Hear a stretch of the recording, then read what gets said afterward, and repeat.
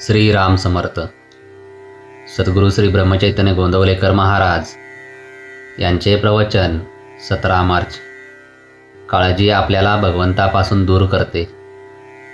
सत्वगुणात भगवंत असतो तेव्हा त्या मार्गाने आपण जावे. भगवंत आपल्यात यायला सर्व कर्मे चांगल्या प्रकारे केली तरी ती भगवंतार्पण बुद्धीने करावी.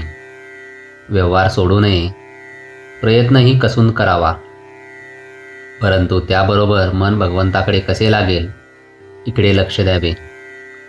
आपण प्रपंचाची जितकी काळजी घेतो तितकी जरी देवाची घेतली तरी खूप होईल. आपण किती परस्वाधीन आहोत हे आजारी पडलो म्हणजे समजते.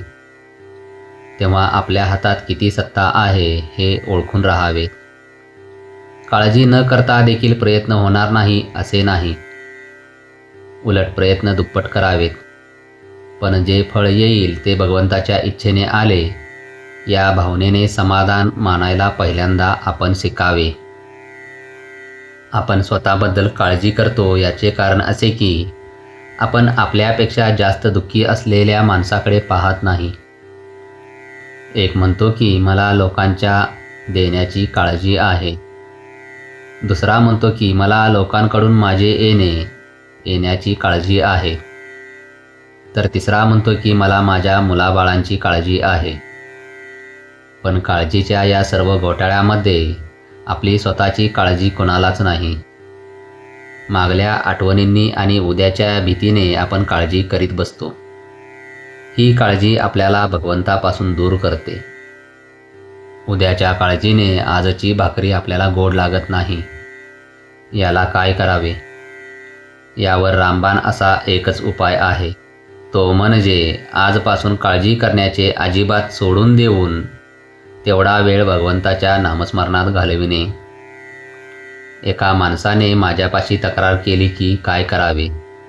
हा माझा मुलगा कशाचीच काळजी करीत नाही, नुसता हसत खेळत दिवस घालवितो.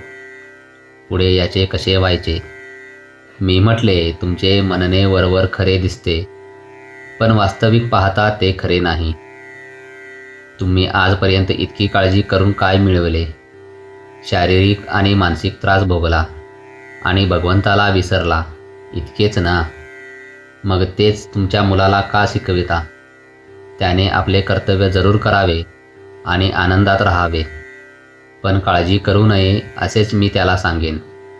तुम्ही प्रपंचाची काळजी करता तोपर्यंत देवाची सेवा करता असे कसे म्हणावे? असले तर असू दे आणि नसले तर नसू दे, अशा मनाच्या अवस्थेत जो राहील त्यालाच काळजी सुटेल. जय जय रघुवीर समर्थ. आजचे बोधवाक्य: ज्याने भगवंत आपलासा करून घेतला त्याला काळजी नाही. श्रीराम समर्थ.